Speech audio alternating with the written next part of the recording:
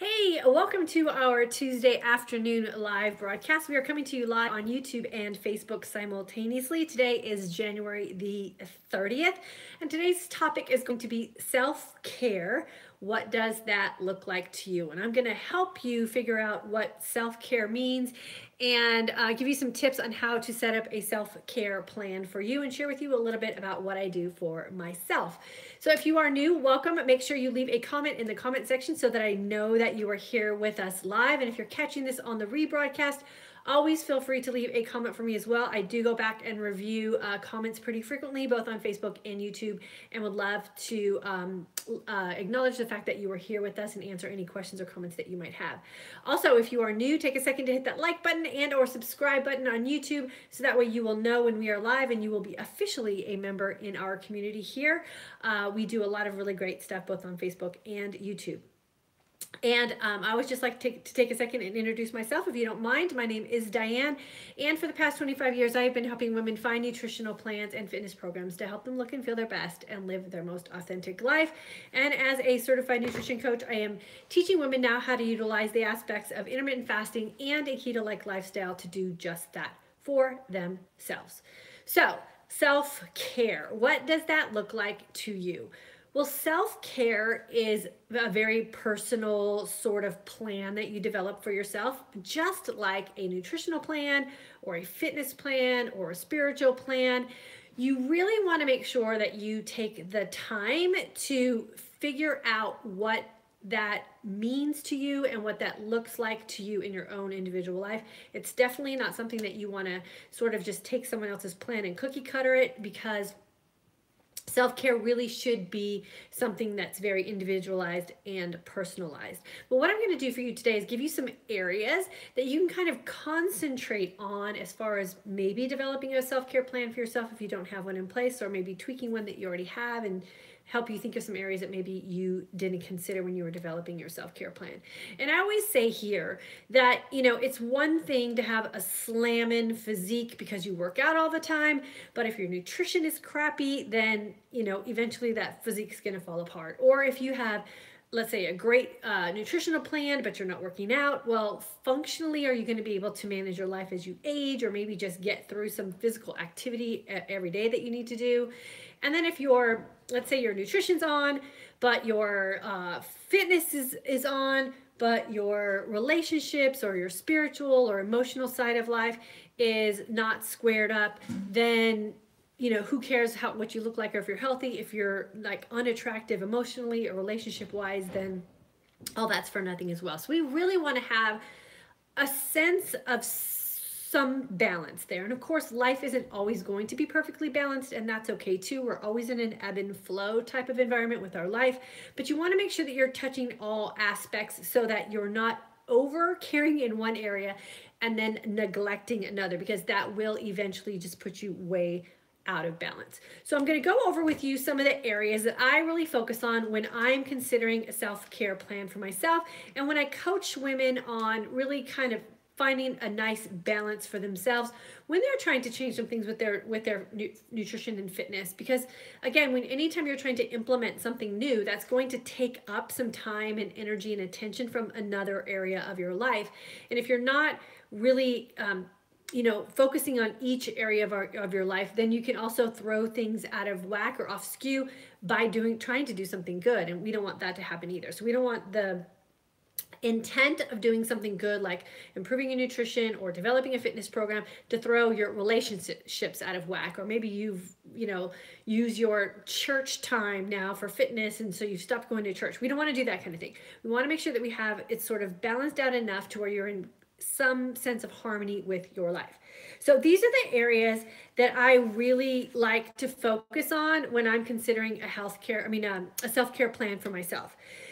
And I just sort of bullet point them and then break them down and kind of reverse engineer my way back up to them. So you want to make sure, of course, that your spiritual life has, some attention paid to it. Your emotional life, so you want to make sure that emotionally you're feeling sound and centered, psychologically, physically, nutritionally, relationship-wise, and then you also want to make sure that your workplace and or profession is also getting some attention and balanced out as well. And I know for myself, I work for myself and I work from home, so I can always be on work mode, and I really have to make sure that I'm checked into that and checked out of work, so that I don't end up constantly concentrating on work and then neglecting the family side of things. So that's where we really got to know the areas in our life that we really need to pay attention to and find that nice sense of balance and put attention to it. So those are the areas that I really believe should be part of a self-care plan for yourself. So then what do you do once you've identified those areas? And let me add another area in there too, and that's financial self-care. We want to make sure that we're also paying attention to what we're doing in our financial life, because if we're not paying attention to that and we're creating some stress there, then that could take away again from our relationship balance or our emotional balance, and oftentimes lead into a bunch of other areas as well. So we want to throw financial in there as well. So how do we then break these things down? Well, let's say spiritually. I love to go to church. We volunteer at church, and then I've also taken it a step farther so that I'm not just kind of walking in and out of the door of church, where I'm really trying to focus daily on reading scripture, trying to get find a women's Bible study group to get in. So for me, I want to find a nice sense of balance with what I'm doing spiritually and be really connected and centered, as opposed to just walking in and out of a church service every week. And so those are some areas this year that I'm really focusing on and making sure that I'm paying particular attention to. The emotional aspect of things, wanting to make sure that I feel very centered and balanced with myself emotionally, as well as the people that I'm spending the most time with. So also making sure that, the relationships that are important to me, my husband, my kids, my girlfriends, are also getting the time and attention that they need as well. And the emotional and relationship self-care areas for me really do sort of merge together, because I'm a very people-centered person and I'm extroverted, and so I need my relationships to be good, and have attention paid to them so that I feel emotionally balanced as well. And that's an area that you really want to concentrate on too, is just really knowing yourself and what it is that's going to kind of click things for you. And if I go too long without having live person interaction or some good one-on-one conversation with people, then emotionally I start to feel off. So I really got to make sure that I pay attention to my relationships in line with my emotional well-being and self-care as well. And then psychologically, you want to make sure that you are maybe writing in a journal, or taking some time to meditate, or just sort of self-reflect a little bit on what it is that you're doing in your life, and is it really serving your passion? Is it making you feel fulfilled?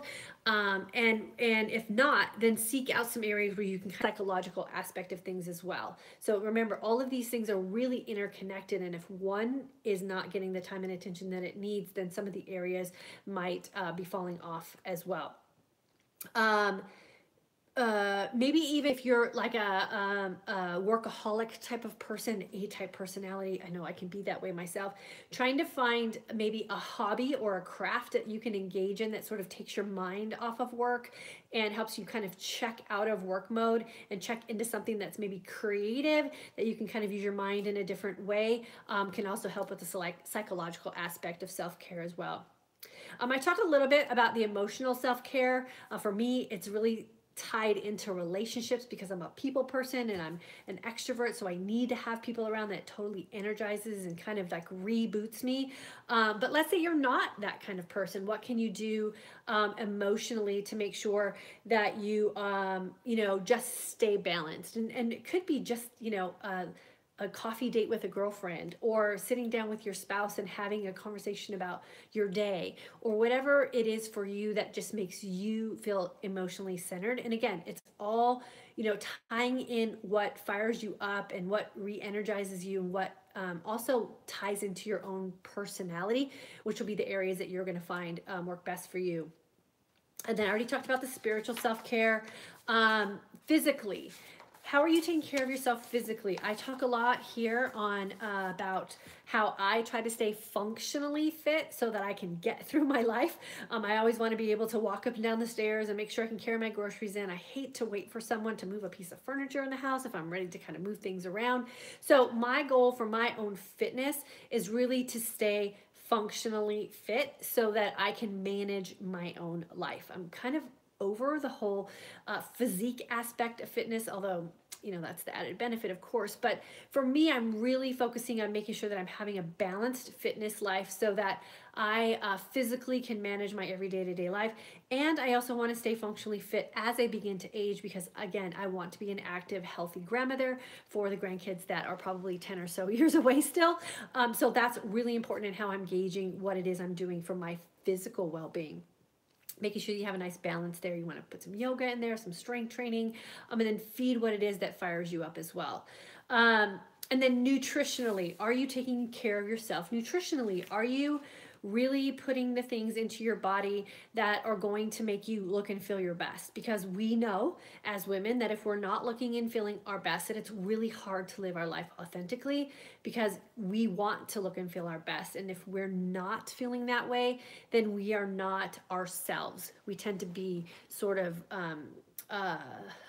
reclusive and kind of turned in, and we tend to hold our head down, and we're not as optimistic or outgoing or energized and loving as we know we should be. And so really making sure that you're listening to what it is that your body's telling you about what you're doing nutritionally for yourself is also super important part of self-care that I don't think we put into that self-care as much because it's just not talked about. But it is one of those really important things because it will help you just be more authentically yourself and more willing and able to go out and do the things that you know you love to do in the other areas of self-care. And then financially, you want to make sure that you're taking care of yourself as well. There's no bigger stress than financial stress. So make sure that you're paying particular attention to what it is that's going on in your life financially.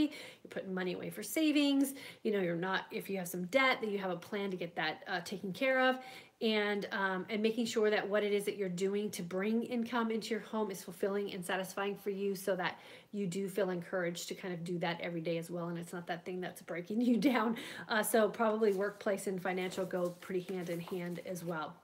So some ways that I personally track my self-care, and I talk about this a lot here on this channel. We have a whole group of people who are using this book. This year is the Passion Planner. I really love this book, and this is not a promotion for Passion Planner whatsoever. It's just my feelings about how I am tracking what it is I'm doing and why I love this book so much is because it does really give you a place to reflect how your month is going in the book, and it makes me kind of stop to think about what it is that I'm doing for myself, and am I really doing what I say that I want to do for myself as far as self-care? Am I working out consistently? Am I actually putting the stuff into my body nutritionally that's making me look and feel my best? Do we have the money put aside like we said we wanted to in our savings account? Am I getting the sleep that I need? Are we really focusing on the spiritual aspect of things for our family like we really want for ourselves?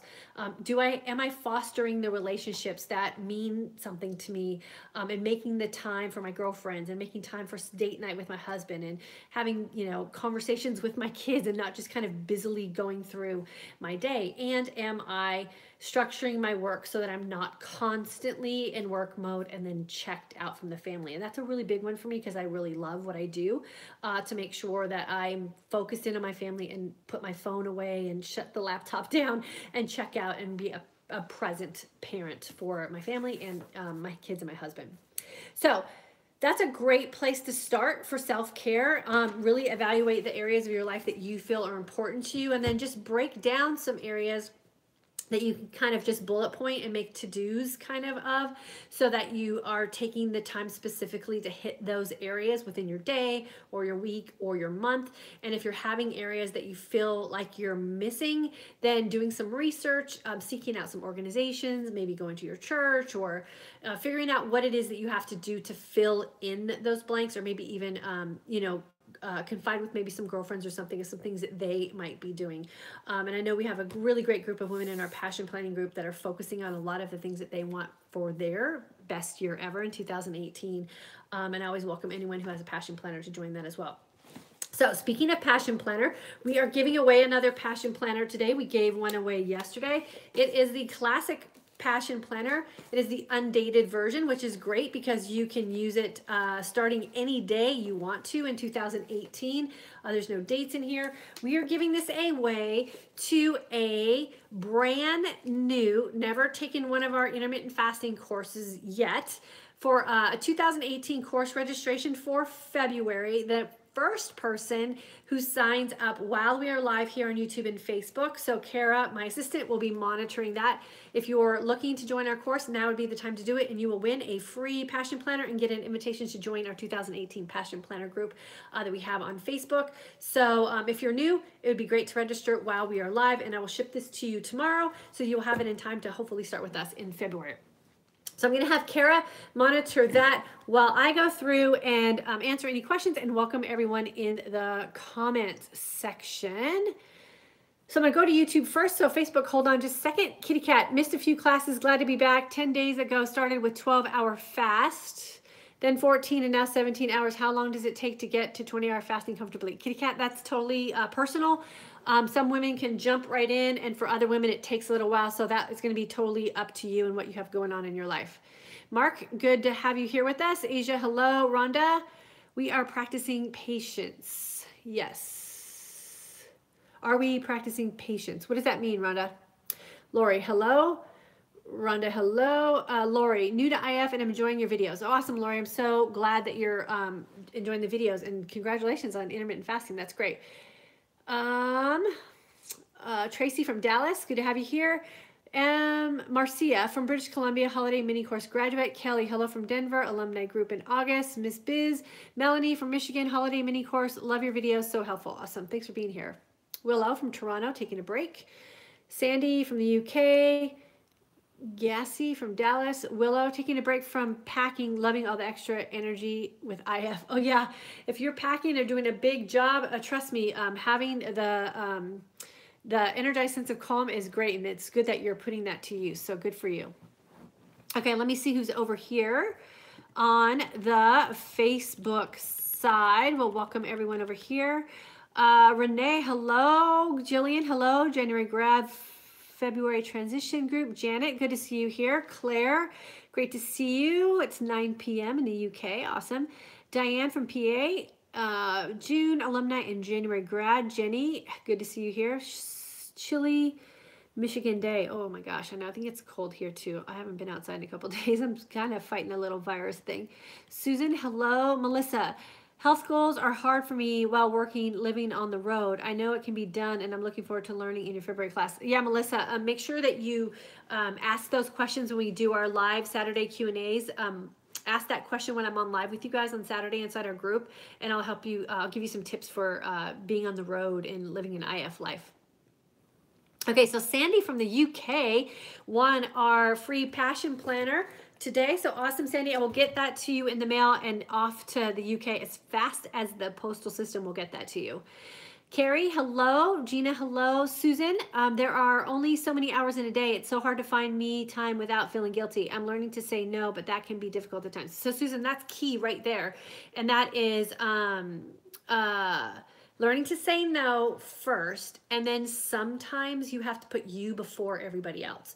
So there's times where I've just made me a non-negotiable appointment for myself in my planner, so I don't let anything else get in the way of that. So practicing saying no is first and foremost, and then you have to schedule you time in first before you do some other things, and you have to take the guilt out of it.